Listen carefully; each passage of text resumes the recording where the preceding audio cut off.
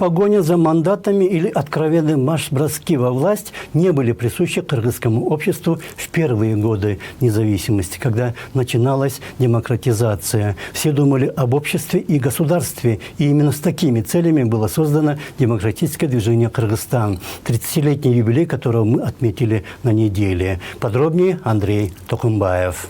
Почти незамеченным на неделе прошел 30-летний юбилей демократического движения «Кыргызстан». Его учредительный съезд состоялся в Бишкеке 25-26 мая 1990 года. Вот что сказал журналистам по случаю памятной даты один из активных участников создания движения Турсунбек Акун. Инициаторы, создатели этого движения, мы требовали, чтобы была свобода слова, чтобы были политические партии, чтобы были плюрализм мнений, чтобы были общественные организации, чтобы были правозащитные организации, которые защищают права и свободу человека. Учредительный съезд проходил в здании Кыргызского драматического театра. ДДК стал тогда единственной альтернативой Компартии, и уникален был сам факт, что в республике кто-то может поступать наперекор коммунистам. Вскоре активисты движения установили неформальные отношения с демократическими силами Прибалтики, чей опыт они применили к общественно-политической ситуации в Кыргызстане, рассказывает один из активистов ДДК. В Ленинград поехал наш представитель присоединиться к МАДА, Межрегиональная ассоциация демократических организаций. Такое было по Советскому Союзу и Прибалтика, и Кавказ, и Средняя Азия, все республики там собрались мы. Прогрессивно настроенные представители интеллигенции в Бишкеке и по всей республике активно поддерживали это движение и инициативу тех, кто призывал к независимости. Все это шокировало, не укладывалось в головах обывателей. Но молодежь на заре 90-х была уже к этому готова, поскольку росла на книгах ранее запрещенного Солженицына или хитах советского рока. Требуют наши сердца.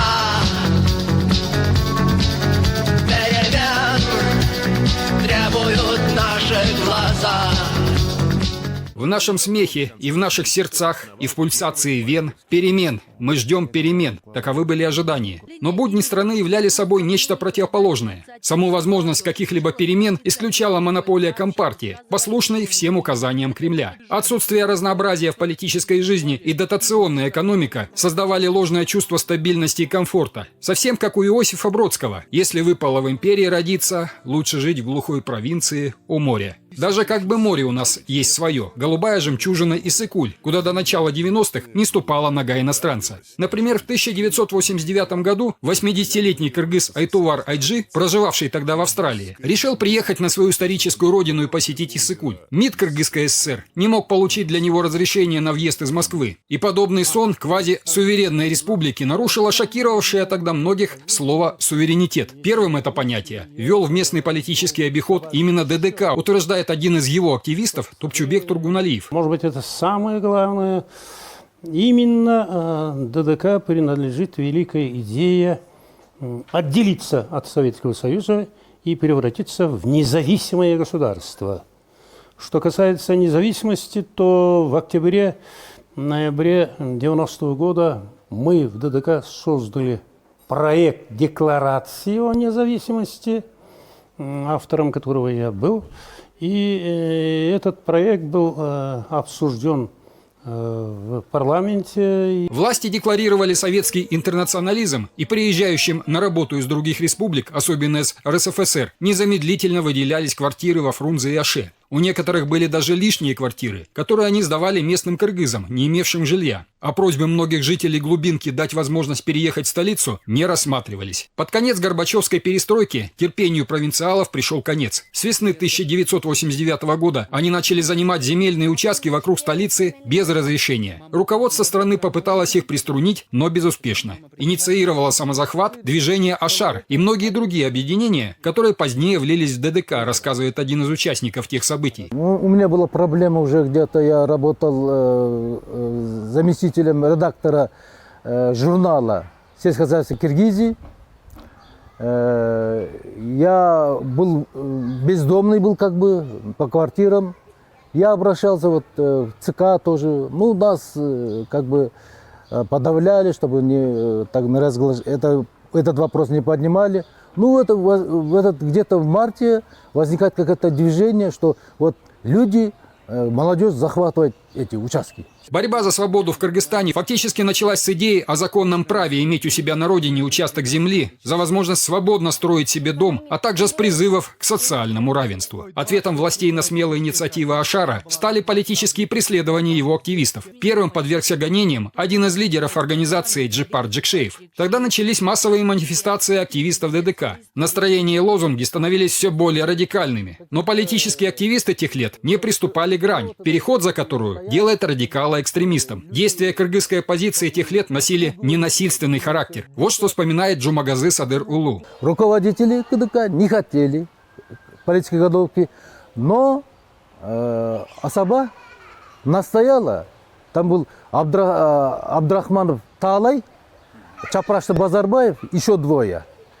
И двое и настояли. Мы уже в глубокой ночи, мы сидели там сейчас, где АУЦА, сейчас, наверное, Верховный суд, там, в этом здании, где-то за ночь мы приняли, что вот завтра с утра мы начинаем голодовку. Всесильная, казалось бы, компартия все больше теряла влияние и власть. Дни ее были уже сочтены, когда к новому мышлению стали призывать кыргызстанцев многие писатели и поэты, публицисты, деятели науки и культуры. Когда речь зашла о выборе президента суверенного демократического Кыргызстана, первоначально многие были за выдвижение кандидатуры Чингиза Айтматова, рассказывает Джумагазы Садыр-Улу.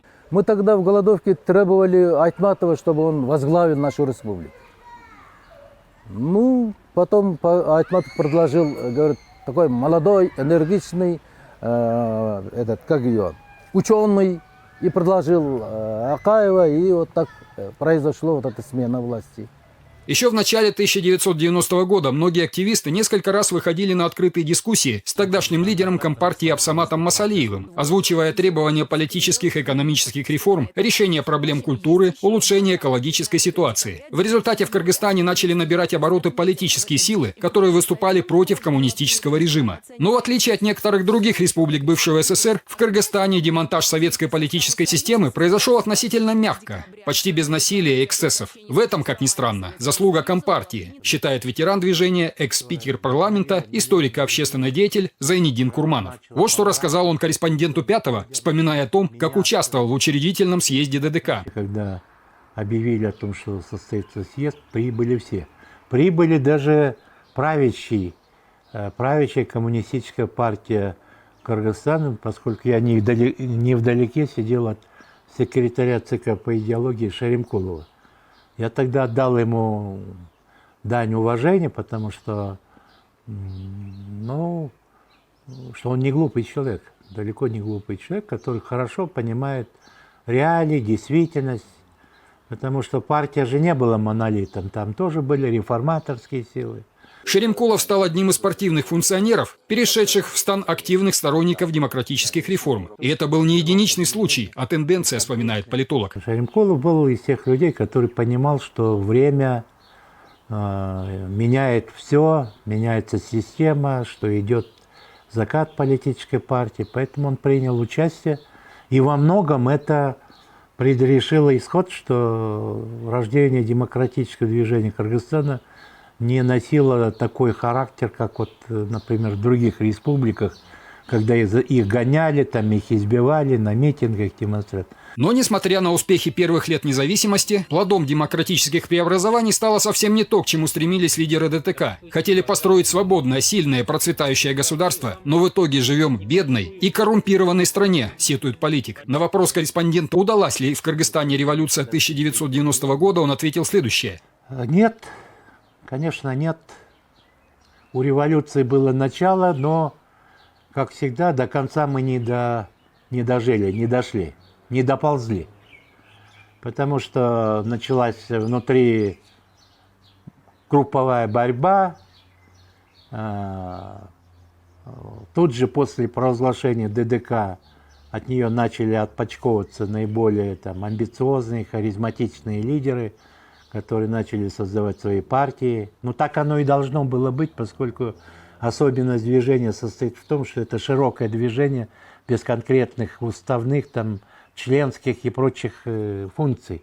По мнению политолога, историческая роль демократического движения Кыргызстана была в том, что оно стало не только первым шагом на пути к демократизации, но и перекрестком. Многие бывшие соратники превратились в политических оппонентов. Оно и не могло быть иначе, поскольку демократия предполагает наличие разных, подчас противоположных точек зрения, считает Курманов. И все же достигнуто главное, чего добивались лидеры ДТК. Народ преодолел страх перед властью и больше не желает жить под диктатом. Изменить это, как ни пытались, не могли несостоявшиеся диктаторы от Акаева до Бакиева и Атамбаева. Возможно, власть учтет их уроки и последует примеру аристократа Уинстона Черчилля, который однажды с горькой иронией сказал: «Демократия – наихудшая форма правления, если не считать всех остальных», продолжив при этом развивать политическую систему, в которой лидеры живут для народа, а не наоборот. Андрей Такамбаев, Вячеслав Кравченко, Пятый канал, главные итоги.